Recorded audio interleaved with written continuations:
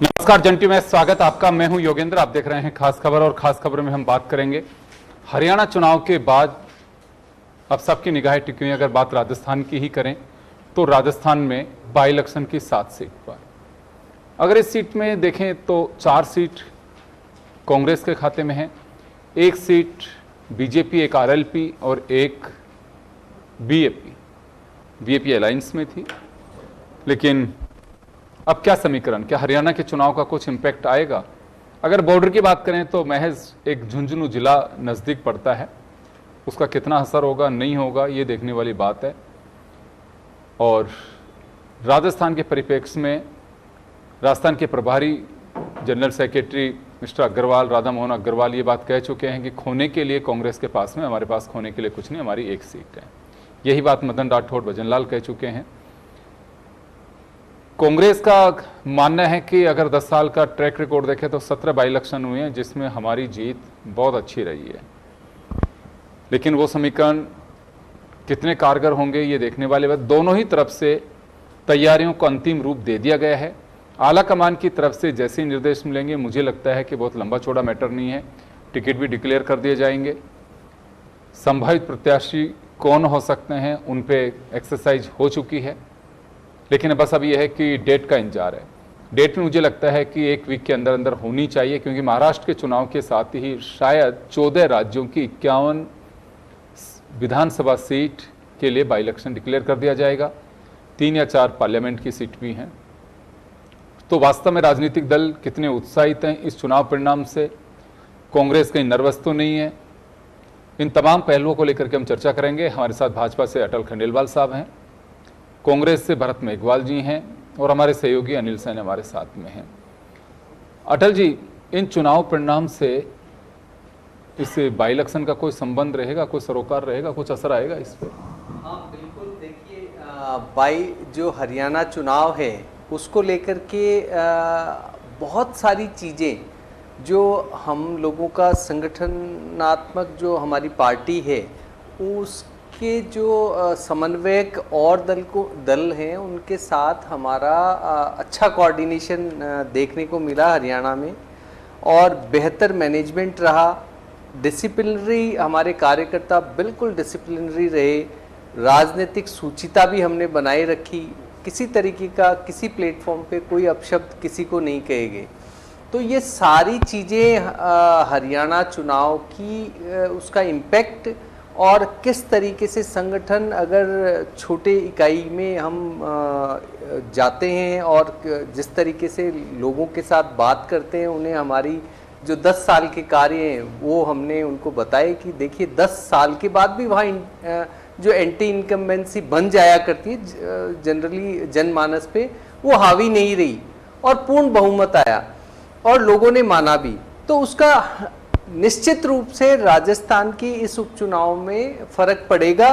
और देखिए जो हम लोगों की कमिटमेंट्स हैं, 385 बिलियन डॉलर की राजस्थान की अर्थव्यवस्था करने की दिशा में हमारे कार्य, 4 लाख रोजगार देने की दिशा में कार्य, राइजिंग राजस्थान हमारा अर्थव्यवस्था को बढ़ाने का कार्य। मेरा तो इतना सा सवाल है आपके जैसे कि पार्टी के नेता कह रहे हैं कि हमारे पास खोने के लिए कुछ नहीं, हमारी तो 1 ही सीट है। देखिए उससे ऐसा लगता है कि 1 सीट है वो हम ले लेंगे, बाकी ऐसा सीट पे वो जाने। ऐसा नहीं है। देखिए वो केवल ये कि उन्होंने एक संदेश दिया है, निर्भीकता से जाइए और आप अपना काम कीजिए, जनता अपने आप आपको आपके कार्यों से उत्साहित होके और जिताएगी।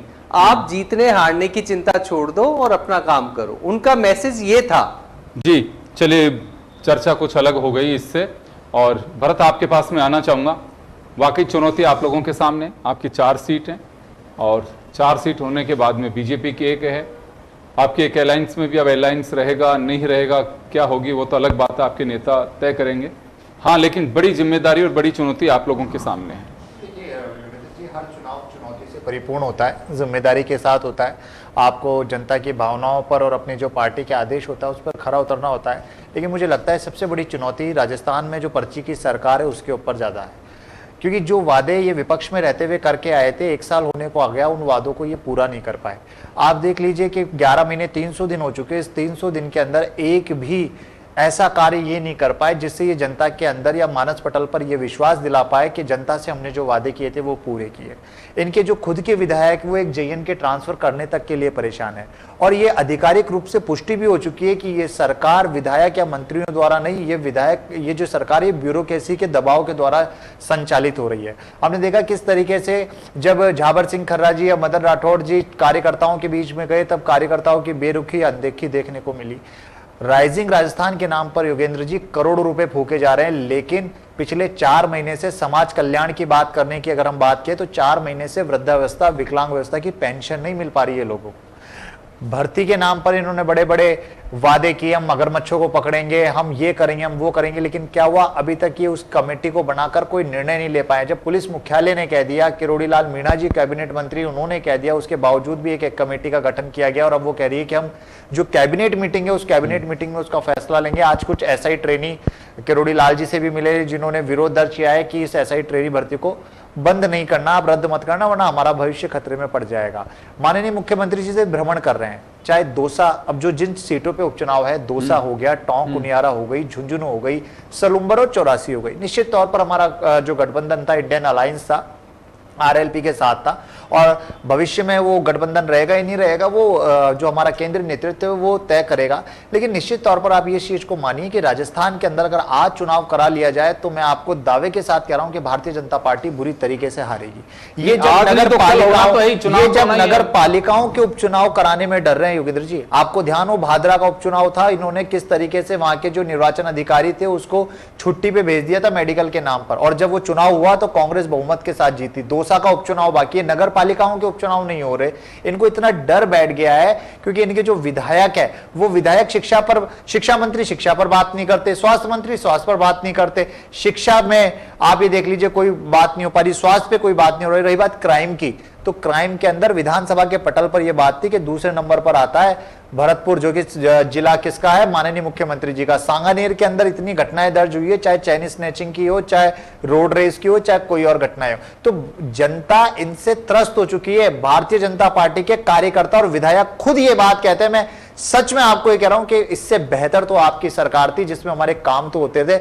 नगर निगम के अंदर बजट देना बंद कर दिया है इन्होंने, एक एक पैसे को निकालना बड़ा मुश्किल हो पा रहा है। जेडीए राइजिंग राजस्थान पे करोड़ों रुपए ऐसी जहां जगह नहीं है ना वहां यूज किया जा रहा है। आप ये देख लीजिए, तो जनता इनको जवाब देगी जब ये चुनाव के अंदर जाएंगे, तब भारतीय जनता पार्टी पटक नहीं खाएगी। इसलिए ये कह रहे हैं कि हमारे पास हारने को कुछ नहीं है। अरे आप युद्ध के मैदान में जा रहे हैं, आपको वो तो कहना चाहिए था कि हमारी सरकार है और हमने 10 महीने में वो काम किए कि हम सातों के सातों सीटें जीत जाएंगे जो उपचुनाव की होगी। लेकिन आप कह रहे हैं हमारे पास तो खोने को कुछ नहीं है, हमारी एक आ जाए। यानी ये आपकी बात ये पुष्टि करती है कि आप ये मान चुके हैं कि जनता के बीच में, कार्यकर्ताओं के बीच में आपकी वैल्यू नगण्य हो चुकी है। लेकिन ये लोग तो मान रहे कि हमें अंडर प्रेशर काम ही नहीं करना है, बिल्कुल मेहनत करेंगे, लेकिन प्रेशर में आके नहीं कर रहे हैं। मेहनत कर रहे होते तो 10 महीने के अंदर इनके कार्यकर्ताओं की बातें सामने आ जाती।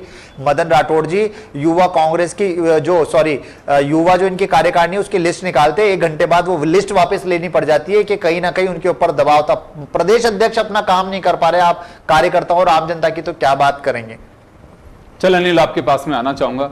देखिए, बाई इलेक्शन तो होने कोई वो तो है नहीं कि क्योंकि 5 सांसद चुन करके 2 के डेथ हुई है सदस्यों की, देर सवेर जब भी होने हैं, लेकिन माना जा रहा है कि महाराष्ट्र के साथ में शायद ये चुनाव करवा दिए जाएंगे। तो क्या लगता है कि बीजेपी के जो बयान थे, हालांकि अटल जी कह रहे हैं कि इसका मतलब ये था कि निश्चिंत होकर के चुनाव लड़िए, मेहनत करिए, लेकिन निश्चिंत होकर करिए, किसी प्रेशर में आकर के नहीं। 1 सीट की बात कर रही है बीजेपी, चाहे वो प्रभारी ने कही हो या चाहे मदन राठौड़ जी ने कही हो, सब ने कही। लेकिन उसके बाद अब हरियाणा चुनाव के बाद क्या बीजेपी के उत्साह या समीकरणों पे कुछ असर पड़ेगा इसका? देखिए, समीकरण पर असर कितना पड़ेगा ये तो रिजल्ट पर निर्भर है, लेकिन ये जरूर है कि राजस्थान के भारतीय जनता पार्टी के जो कार्यकर्ता हैं वो हरियाणा की जीत से उत्साहित हैं। खासतौर से टच भी है, बॉर्डर एरिया भी है हरियाणा राजस्थान का, तो खासतौर से अगर देखा जाए ये जो जीत है वो कहीं ना कहीं बूस्टअप करने वाली है भारतीय जनता पार्टी के कार्यकर्ताओं को।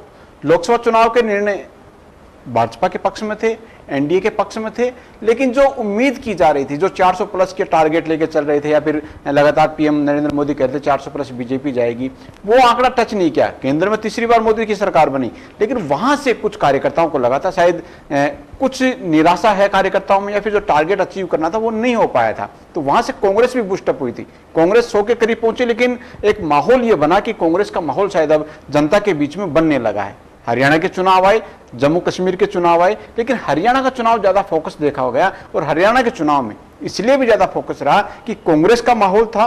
हर तरफ ये कहा जा रहा था कि कांग्रेस की सरकार बन रही है, 10 साल की एंटी इनकम्बेंसी का बीजेपी का हवाला दिया जा रहा था।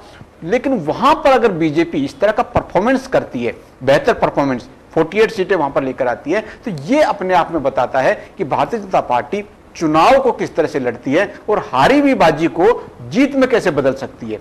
खासतौर से अगर राजस्थान के उपचुनाव को देख लिया जाए, उपचुनाव का यूं तो 10 साल का ट्रेंड देखा जाए बीजेपी के पक्ष में नहीं है। मैं 2018 का भी जिक्र करना चाहूंगा, जब मोदी लहर में हमने देखा था कि लगातार कई स्टेट के चुनाव जीते, राजस्थान में उपचुनाव हुए, 2 लोकसभा की सीटें थी उस दौरान, अजमेर और अलवर, लेकिन वहां पर कांग्रेस ने जीत दर्ज की थी, वो माहौल अलग था। अब किस तरह की स्ट्रेटेजी बीजेपी अपनाती है, ये खासतौर से फोकस रखना होगा। पार्टी ने, हमने देखा 3 राउंड के अलग अलग बैठकें ली हैं। पहले जब सीपी जोशी अध्यक्ष थे, एक सीट पर मंथन किया गया, उसके बाद में मदन राठौड़ बने, प्रभारी के साथ में अलग अलग वहां पर एक सीट का मंथन वहां के लोकल सीट पर जाकर किया जा चुका है। मुख्यमंत्री भजनलाल शर्मा तमाम कार्यकर्ताओं से अलग अलग विधानसभा वाली सीटों से मुलाकात कर चुके हैं और चर्चा भी वहां पर कर चुके हैं। तो ये जरूर टारगेट बीजेपी का है कि 7 सीट, क्योंकि आंकड़ा बड़ा है इस बार राजस्थान में 7 सीटों पर जो उपचुनाव होंगे, वो एक तरह से माहौल होगा कि राजस्थान में पूरी तरह से चुनावी माहौल यहां पर हो जाएगा। तो इन 7 सीटों के ऊपर पूरा फोकस है। बीजेपी का फोकस, कांग्रेस का भी है। बीजेपी चाहेगी कि उनके खाते में जो 1 सीट थी उसको सरप्लस कैसे किया जाए।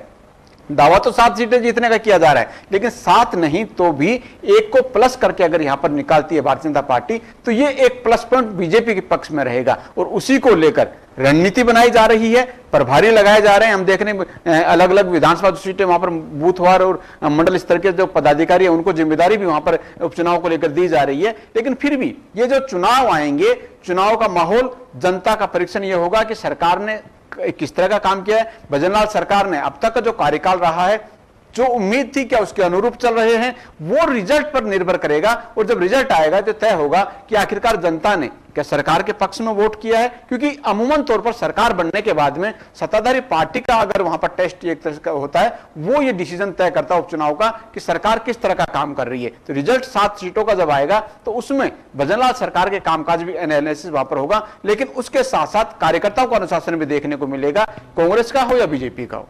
अनिल, एक चीज यहाँ पे काबिले गौर होगी कि परिस्थिति और कैंडिडेट्स भी काफी कुछ हद तक डिपेंड करेगी उस समय कि कौन किसको टिकट देते हैं। क्योंकि देखिए 2 सीट ऐसी हैं जिसके अंदर अगर कोई सांसद बनकर के चला गया और उसके बाद में उसके परिवार का वो इम्पैक्ट नहीं आता जितना किसी की डेथ होने के बाद उसके परिवार के किसी व्यक्ति को सीट दे। कुछ एक उदाहरण अपवाद हो सकते हैं, अदरवाइज तो ज्यादातर उसके पॉजिटिव गया, यानी कि उसी परिवार के पक्ष में सीटें गई हैं।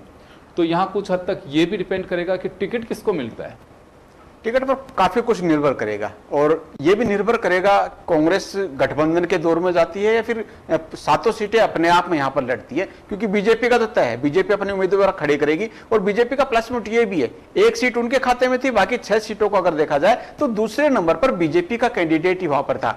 2 सीटों का अगर देखा जाए, झुंझुनू की सीट को अगर देखा जाए तो वहां पर भी बीजेपी का जो निर्दलीय कहा जाए या फिर बगावत करने वाला कैंडिडेट था, वो अगर बीजेपी के उम्मीदवार का प्लस कर दिया जाए तो वो कांग्रेस का जो विजेंद्र ओला थे उनसे कहीं ना कहीं सरप्लस वहां पर कर जाएंगे। तो अभी भी ये देखा जाएगा किसको उम्मीदवार यहां पर बनाया जाता है। रामगढ़ सीट का भी कुछ ऐसे हालात थे, हमने देखा था कि जय आहूजा को टिकट दी, चुनावी मुहिम में तीसरे नंबर पर है, लेकिन सुखवंत सिंह जो थे वो निर्दलीय रहते हुए भी उन्होंने अच्छी बढ़त हासिल की थी, लगभग 50 से 51 हजार के करीब वोट वो लेकर गए थे। तो अगर पार्टी एनालिसिस करेगी, उम्मीदवार देखेगी, उम्मीदवार चयन में बारीकी से वहां पर अध्ययन किया जाएगा तो काफी कुछ बीजेपी के पक्ष का माहौल रहेगा। खींवसर सीट ऐसी है जहां पर लगभग 2100 या 2200 के करीब जीत से हनुमान बेनीवाल जीते थे, सेकंड पोजीशन बीजेपी की रही थी, तो वो भी बीजेपी के लिए नजर रहेगा कि आखिरकार खींवसर सीट को किस एनालिसिस में लिया जाए।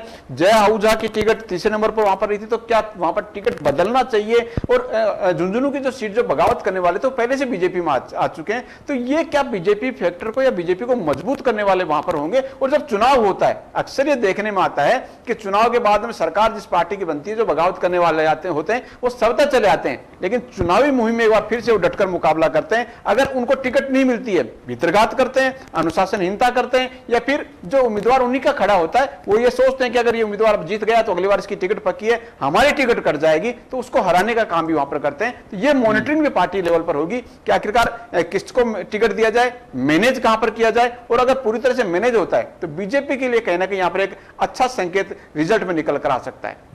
एक बड़ी बात यह भी निकल के आती है, पिछले खासकर इसी इलेक्शन की बात करूं जो असेंबली इलेक्शन रहा, पार्लियामेंट का रहा, कार्यकर्ता यह देख के चलता है कि मौका तो एक को मिलेगा, लेकिन अगर मैंने इस बार अगर इसको अवसर दे दिया जीतने का और मैं अपनी ताकत नहीं दिखाया तो फिर मैं हमेशा के लिए निपट जाऊंगा यहाँ पे, क्योंकि 2-3 बार का चांस मिलता है किसी को, तो वो कोशिश करता है कि वोट बटोरने की, बेशक पार्टी हारे चाहे जीते। अगर आपके पास में वास्तव में अच्छी वोटिंग 20-25 हज़ार आप वोट लेके आ जाते हो तो पार्टी गले भी लगा लेती है, क्योंकि वो देखती है कि जब दूसरी विचारधारा के लोगों को हम ले रहे हैं तो इसको भी ले लो, और कुछ जुगाड़ करके वो टिकट भी लेके आ जाते हैं। ऐसा कई लोगों के साथ में वह टिकट भी मिल गया उनको। तो एक बड़ा फैक्टर है कि इसे हम नज़रअंदाज नहीं कर सकते, क्योंकि उस वक्त के समीकरण तय करेंगे कि कौन किसको। हाँ, ये बात सही है कि दोनों तरफ से एक एक विधानसभा के लिए प्रभारी बना दिए गए हैं, सह प्रभारी बना दिए गए हैं, दोनों तरफ से मीटिंगें ले ली गई हैं। अब चुनाव की डेट और कैंडिडेट 2 पे डिपेंड करेगा सारा। हाँ, ये बात जरूर है कि तैयारियां पूरी हो चुकी है। मैं भरत पहले आपके पास आना चाहूंगा। बीजेपी माइक्रो मैनेजमेंट करती है, कहा भी जाता है, अभी भी जैसे इनकी चर्चा है कि जैसे विधानसभा चुनाव 2023 को हाली हुई, जो उसको जैसे लिया उसी तरह से पन्ना प्रमुख हो, चाहे हमारा बूथ प्रमुख हो, टीम हो, उनको सबको हमने एकदम से अलर्ट कर दिया है और तैयारी बस केवल और केवल इलेक्शन की है। कैंडिडेट कौन होगा वो कार्यकर्ताओं को से कोई परवाह नहीं है, ना मतलब है, सिर्फ एक कि कमल का फूल होना चाहिए। तो ये इनका अपना एक माइक्रो मैनेजमेंट का दावा है। देखिए, अगर माइक्रो मैनेजमेंट होता तो अभी जो इनका सदस्यता अभियान चला था वो सदस्यता अभियान धराशायी नहीं हो जाता।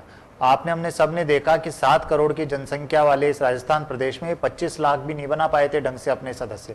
उसके बाद मंत्रियों को, विधायकों को, कार्यकर्ताओं को डांट फटकार पड़ी और फिर जाकर ये टेबल कुर्सी लगाकर लोगों के सदस्यता अभियान कराना इन्होंने शुरू किया। तो माइक्रो मैनेजमेंट तो देखिए तब माना जाता जब इनके काम धरातल पर आते। इस पूरे प्रदेश के अंदर पिछले 10 महीने के अंदर एक ऐसा काम ये नहीं बता सकते योगेंद्र जी जिससे इन्होंने जनता को लाभान्वित किया हो। कोई योजना का नाम नहीं बता सकते जिससे इन्होंने जनता को, जितनी कांग्रेस सरकार की योजनाएं थी, चाहे वो अन्नपूर्णा योजना रही हो, चाहे वो चिरंजीवी योजना रही हो, चाहे अनुप्रति कोचिंग योजना रही हो, और अभी हमने देखा कि 20,000 से ज्यादा जो स्कूटियां हैं काली बिल जो मेधावी छात्राओं को देने वाले थे, वो 13.5 करोड़ की स्कूटियां तो कबाड़ में पड़ी हुई हैं। साइकिल है, वो साइकिल भगवा रंग की वजह से रुकी हुई है। तो जनता ये छोटी छोटी जो चीजें, ये चीजें देखती है कि इन चीजों से क्या इंपैक्ट पड़ रहा है। जब आप वोट मांगने जाएंगे तो वोट आप 10 महीने के कार्यकाल में क्या गिनाएंगे जनता को? आपके पास क्या जवाब होगा उनको बताने के लिए कि जो आपने बड़े बड़े वादे किए थे उन वादों में आप क्या परिपूर्ण कर पाए? क्या आप बार बार केंद्र सरकार के बाद फिर चुनाव लड़ने जाएंगे या हरियाणा की तर्ज पर चुनाव लड़ने जाएंगे कि हम हरियाणा में जीत गए तो आप हमको यहां पर भी वोट दे दीजिए? मुझे लगता है कि भारतीय जनता पार्टी जिस हिसाब से सोच रही है वैसा ये चुनाव होने वाला नहीं है। और निश्चित तौर पर कांग्रेस ने जिस तरीके से सभाएं की है, जिस तरीके से मीटिंगें ली हैं, सह प्रभारी भी अभी अपॉइंट हो चुके हैं जो आकर दौरा कर चुके हैं और आगामी आने वाले दिनों के अंदर वो जो विधानसभाएं उपचुनाव वाली वहां पर भी दौरा करेंगे। और आप ये मानिए कि एक बात जानना चाहूंगा कि देखिए बीजेपी साफ कह रही है कि हरियाणा चुनाव की वजह से हमारे कार्यकर्ता काफी उत्साहित है और उसका असर भी आएगा, तो वहां हार से आपके यहाँ नर्वसता तो नहीं है? नहीं, देखिए हार जीत एक चुनाव का हिस्सा होती है। और वह आप ये मानिए कि जो हमारा वोट प्रतिशत था जो 2019 का विधानसभा चुनाव था उससे 6% बढ़ा है और 3% हमारा जो वोट प्रतिशत है वो लोकसभा चुनाव से घटा है। लेकिन इसके अपितु इनका तकरीबन 9% गिरा है, 6 से 9% के बीच में गिरा है। तो वहां जो चीजें हैं वो देखने योग्य होगी कि कहां हमारी गलती हुई, कहां निर्दलीयों को जहां मैनेज करना था वहां नहीं हो पाया, जहां गठबंधन करना था बहुत छोटे से अंतरालों से वहां पे 8 सीटें हमने आ रही है, 1700, 2300, 3300, मतलब अभी मैंने 5000 से कम अंतराल में हमने वहां पर 8 सीटें गवाई है, वरना हमारा बहुमत होता और वहां हमारी सरकार बनती। लेकिन विधानसभा का जो उपचुनाव होना है वहां विधानसभा की जनता तय करेगी, वो हरियाणा की तर्ज पर तय नहीं करेगी। और जैसा कि आपने अपने तो यहाँ मतलब लग रहा है कि स्टेटमेंट में यहाँ रिजल्ट अलग आएंगे। देखिए, जब विधानसभा का चुनाव होने के बाद इन्होंने मंत्री बना दिया था एक महोदय जी को, और जब यहाँ पे उपचुनाव हुए 12,500 वोटों से हारे, पूरी सरकारी मशीनरी खेप दी थी इन्होंने श्री गंगानगर के अंदर। लेकिन क्या परिणाम निकला? कांग्रेस जीत के आई। जितने उपचुनाव हुए कांग्रेस जीत के आती है, 17 में से 13 कांग्रेस ने जीता है, और यही परिपाटी आगे भी चलेगी, क्योंकि 10 महीने में इनके पास बताने के लिए कुछ नहीं है जनता को। चलिए मटल जी, आपके पास में आना चाहूंगा। एक तो कांग्रेस को यह उम्मीद है कि हरियाणा के और यहाँ के समीकरण बिल्कुल अलग हैं। दूसरा, इनका आरोप है कि सरकार ने कुछ नहीं किया। फिर एक बड़ा जो इन लोगों को भरोसा वो है कि ट्रैक ही यही रहा है कि बाई इलेक्शन में तो कांग्रेस ही जीतती है। अब इसको आप स्पष्ट समझिए कि केवल इनके पास 3 चीजें हैं और कुछ भी नहीं। पहला, कांग्रेस जानती है कि हिंदू बटेगा तो उसका फायदा होगा, तो ये पूरा उस पर केंद्रित होकर चुनाव लड़ते हैं और बांटने की कोशिश करते हैं। इसका मतलब सबको अब इनफैक्ट जनता है उसको भी पता चलने लगा है, और इसी से वो जनता अब इनके साथ उस तरीके से नहीं जुड़ती। दूसरा, फॉल्स कमिटमेंट, कि जैसे कि कांग्रेस फॉल्स कमिटमेंट में माहिर है, वो कुछ भी दे देती है कि साहब 1-1 लाख रुपए महिलाओं को दे देंगे, 8,000 बेरोजगारों को दे देंगे। उनको ये अर्थव्यवस्था का कोई लेना देना नहीं, बस फॉल्स कमिटमेंट करना है। आपको नहीं लगता है और सारी पार्टियां जलेबी की बीज साहब इटली से इंपोर्ट करके और उसको उगाएंगे तो फसलें भी ऐसी होगी। ये नहीं पता कि मेहनत करनी पड़ती है, हलवाई की जैसे लगना पड़ता है जब जाके जलेबी होती है। तो ये सब चलने वाले नहीं है।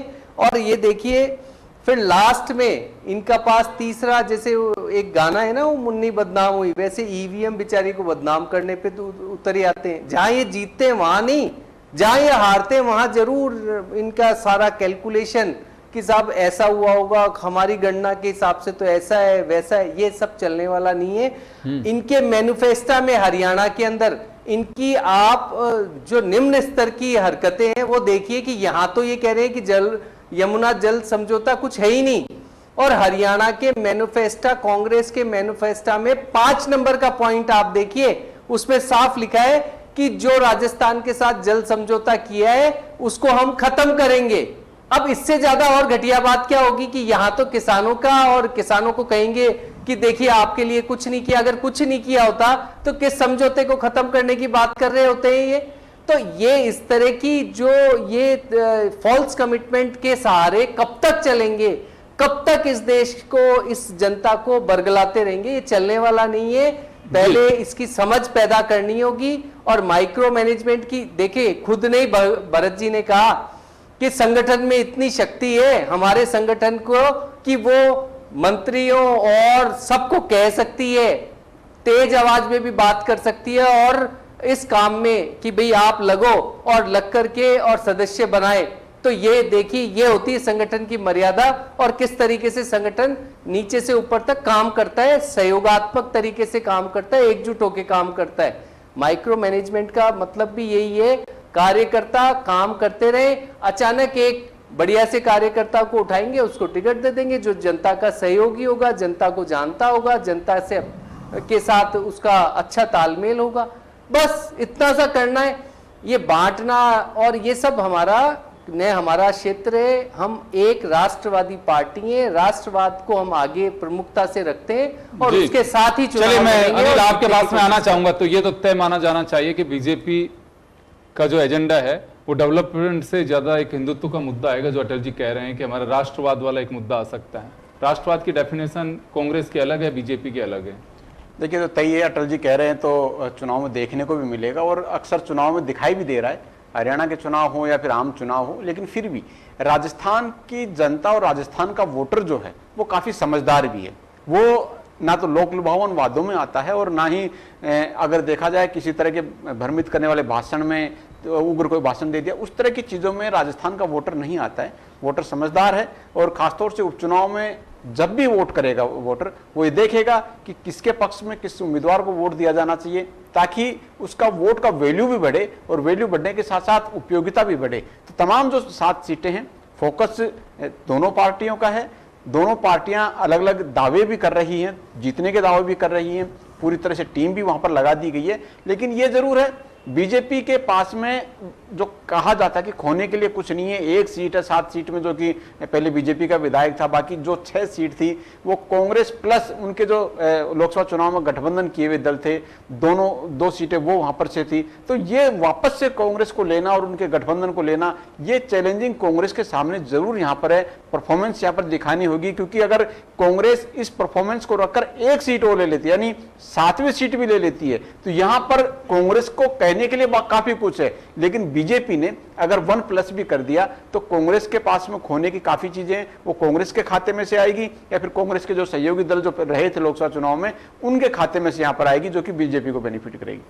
बिल्कुल आप सही कह रहे हैं, क्योंकि 2-3 फैक्टर्स इसमें काम करेंगे। हरियाणा से उत्साह होगा तो नर्वसता भी आ सकती है, और नर्वसता नहीं है तो उत्साह भी नहीं होगा। हर इलेक्शन का अपना एक अलग पैरामीटर और उसका अपना एक सोच होती है। सबसे पहले तो डिपेंड करेगा कि टिकट किसको मिलता है, उसके बाद में मुद्दे बाई इलेक्शन में ताकत दोनों तरफ से जम के लगाई जाएगी, क्योंकि बहुत छोटा है, 7 सीट के लिए है, पूरे प्रदेश भर में कार्यकर्ता हैं, तो काफ़ी रोचक मुकाबला कहा जाएगा इसको। और अभी से अगर ये मान के चलें कि किसके खाते में जाए, कहना बहुत मुश्किल होगा। डिपेंड करेगा टिकट किसको मिलते हैं। हाँ, मुद्दों की ज़रूर बात आएगी, तो मुद्दों के अंदर बहुत सारी ऐसी चीज़ें हैं जो अटल जी ने हिंट दिया, कुछ देर में ये भी हिंट दे देंगे, तो ये सिलसिला ज़रूर चल पड़ेगा। और चुनौती ये बात सही है कि भाजपा से ज़्यादा कांग्रेस के सामने है, क्योंकि इनकी 4 सीट हैं, बीजेपी के पास में 1 सीट है। अब अलायंस किसी के साथ होगा नहीं होगा, ये कांग्रेस को तय करना है ऊपर के लेवल पर, क्यों बीजेपी का साफ फंडा है कि उन्हें किसी के साथ में कोई अलायंस नहीं करना है। तो चले, पहले तो इलेक्शन की डेट आए और उसके बाद में कैंडिडेट्स आते हैं, तो निश्चित रूप से ये भी एक लोकतंत्र का बेशक छोटा फेस्टिवल हो, लेकिन बड़ा रोचक रहेगा। आप सभी का बहुत बहुत शुक्रिया। खास खबर में इतना ही, दीजिए इजाज़त, नमस्कार।